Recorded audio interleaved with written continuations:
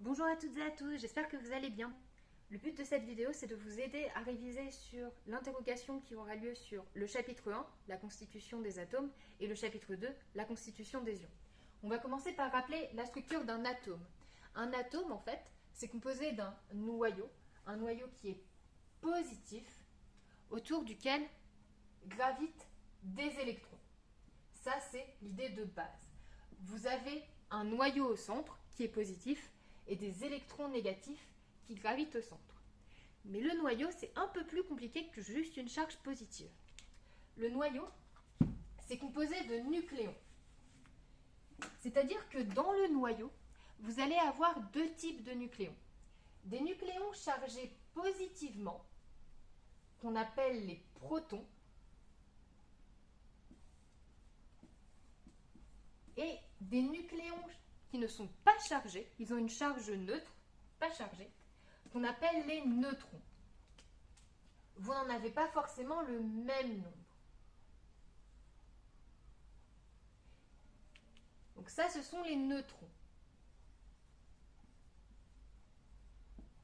Et tout ça ensemble, ça constitue le noyau.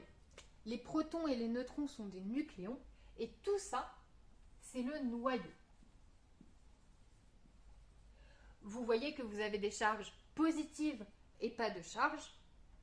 Donc au final, le noyau est positif. Parce que vous avez des charges positives qui s'additionnent et des choses qui ne sont pas chargées. Ici, finalement, il aurait une charge de plus 3. Vous avez 3 charges positives. Et autour de ça, vous avez des électrons qui gravitent, des charges négatives, qui tournent autour du noyau. Et qui forment en fait une sorte d'orbite. Et quelque chose de très important à retenir, c'est qu'un atome est neutre.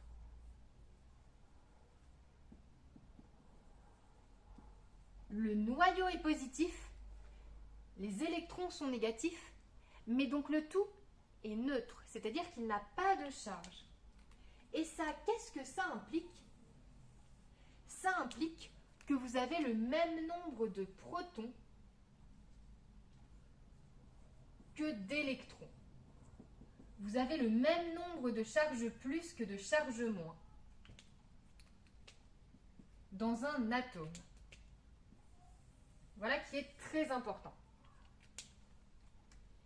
Et ensuite, une autre chose qui est très importante, une fois qu'on sait de quoi est fait le noyau et de quoi est fait l'atome en général, il faut savoir en fait exploiter la classification périodique, le tableau périodique des éléments. Là ici, si vous regardez, j'ai un atome qui est constitué de 3 protons, 3 charges plus, ce sont les petites boules rouges, de 4 neutrons, 4 neutrons, ce sont les petites boules noires. Au total, ça veut dire que dans mon atome, j'ai 3 plus 4 égale 7 nucléons. 7 nucléons. Et ensuite, évidemment, je dois avoir le même nombre de plus que de moins, donc j'ai aussi 3 électrons. Ce que je vous ai dessiné, c'est un atome qui existe. Si vous regardez dans la classification périodique, vous verrez que le lithium, noté Li, possède 3 protons et 7 nucléons. Et voilà l'autre chose très importante à connaître sur la structure de l'atome. C'est comment est-ce qu'on note un atome dans la classification périodique. Vous avez toujours le symbole de l'atome. Vous avez ensuite ici le nombre de protons. C'est le nombre de bas, on l'appelle le nombre du bas, on l'appelle aussi le numéro atomique. Le nombre de protons est égal au nombre d'électrons. Et le nombre du haut, qu'on appelle aussi le nombre de masse, c'est le nombre de nucléons. Le nombre de nucléons. Et finalement, la dernière chose qu'il vous manque là-dedans, c'est le nombre de neutrons. Et justement, pour avoir le nombre de neutrons, c'est-à-dire le nombre de particules noires, vous devez faire la soustraction entre ce nombre et ce nombre. Le nombre de neutrons, donc je l'écris ici, c'est une soustraction, c'est égal à tous les nucléons moins tous les protons. Ici, pour l'atome de lithium, ce sera égal au nucléon moins les protons, égale 7 moins 3, vous avez 4 neutrons, comme ce qu'on voyait ici. Et voilà, retenez bien ça. Tout ce qui est sur ce tableau-là, c'est ce qu'il y a à connaître sur la structure d'un atome. Et justement, bon, je ne sais pas si ça peut vous aider, mais je vais vous mettre en bonus ce petit mème pour vous souvenir de la structure d'un atome.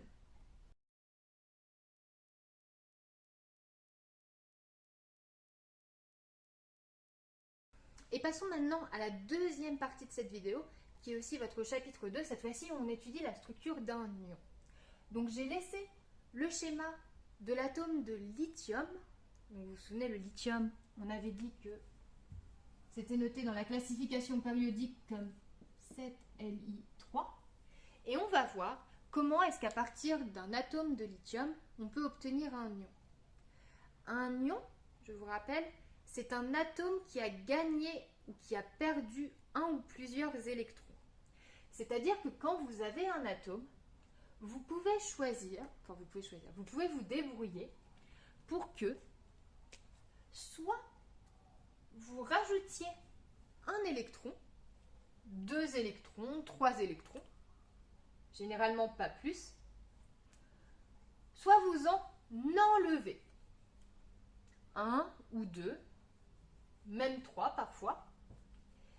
Et là, vous voyez que si vous en ajoutez ou que vous en enlevez, vous n'avez plus le même nombre de moins que de plus.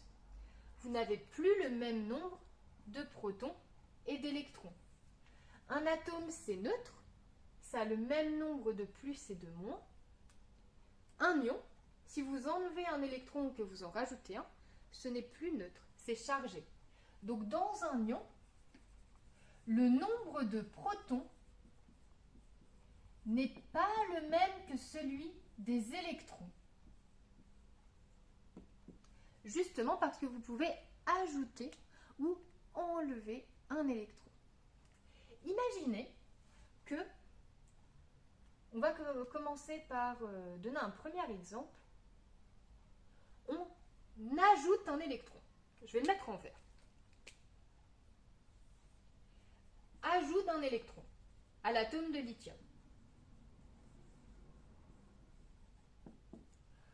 Vous avez toujours 3 protons. Le nombre de protons ne change jamais. Vous avez 3 protons, mais cette fois-ci, vous avez 4 électrons. Donc, vous avez 3 charges plus, 4 charges moins. Votre ion, il est donc chargé négativement. Vous avez plus de moins que de plus, vous avez 3 plus et vous avez 4 moins. Donc, votre ion, il est négatif. C'est ce qu'on appelle un anion. Ici, vous lui avez rajouté un électron. Donc, vous lui avez ajouté une charge négative. Donc, finalement, il n'est plus neutre cet atome. Il est négatif. Il a une charge négative en trop. On va noter cet ion Li-. Pour noter la charge d'un ion, on note toujours le nombre d'électrons. Donc là, ici, en soi, il a reçu un électron en plus. Il sera donc négatif. Mais en fait, on ne note pas un moins. On notera juste moins. Par contre, si on lui avait ajouté 2 électrons, il aurait 2 charges négatives en trop. On le noterait Li2-. Et ce n'est pas l'exemple qu'on a donné ici. Ici, il a un électron de plus que de protons. C'est donc Li-. Étudions maintenant le deuxième cas, le cas où on retire un électron. On va dire départ d'un électron.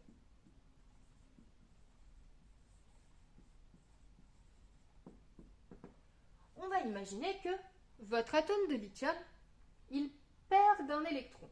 On va enlever celui-là, par exemple.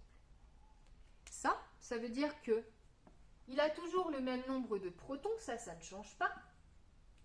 Mais cette fois-ci, il n'a plus que 2 électrons. Il a donc 3 charges plus et 2 charges moins. Il a plus de charges plus que de charges moins. Ça veut donc dire qu'il est positif. Vous avez plus que de moins. C'est donc un ion positif. On appelle ça un cation.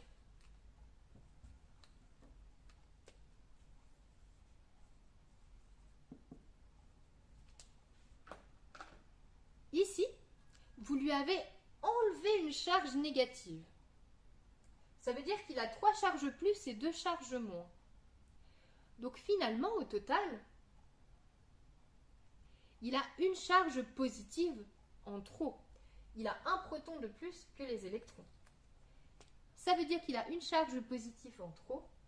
Et sa formule, ce sera Li+. Même chose, on ne note pas Li1+, ou plus 1. On note juste Li+. Et si on avait enlevé 2 électrons, là, il aurait seulement un électron, il ne lui en resterait plus qu'un, et 3 protons, ce serait donc Li2+. Mais même chose, ce n'est pas notre exemple. Ici, il a juste un proton de plus, donc on le note Li+. Voilà tout ce qui est à savoir essentiellement sur la structure de l'ion. Une dernière chose à savoir, c'est que les ions, ça réagit énormément. Ce qui fait que quand vous mettez, imaginons que vous ayez plusieurs solutions qui contiennent des ions, comme dans l'expérience que vous aviez faite, et que vous y ajoutez un certain réactif, que ce soit du nitrate d'argent ou de la soude, ils vont réagir et former un précipité. Un précipité, c'est un solide d'une certaine couleur, et selon la couleur du solide qui se forme, vous pourrez savoir quelle solution contient quels ions. Donc, on avait vu ça avec ce tableau-là, le tableau des précipités, qui est dans le grand 2 du chapitre 2. Ce tableau-là, évidemment, n'est pas à connaître par cœur. Je vous le donnerai en évaluation, mais vous devez être capable de l'exploiter pour expliquer, justement, par exemple, je ne sais pas, mais si je mets de la soude dans cette solution et que ça forme un précipité orange, vous devez savoir quels ions sont dans cette solution. Mais ça, vous avez déjà fait des exercices pour le voir. Sur ce, je vous souhaite une bonne journée, un bon courage pour vos révisions. Et en plus de cette vidéo, vous avez des petits exercices en vidéo qui vous permettront de réviser l'évaluation. Donc je vous encourage à aller les voir parce que c'est des exercices super classiques et vous aurez vraiment quasiment les mêmes en évaluation. Au revoir!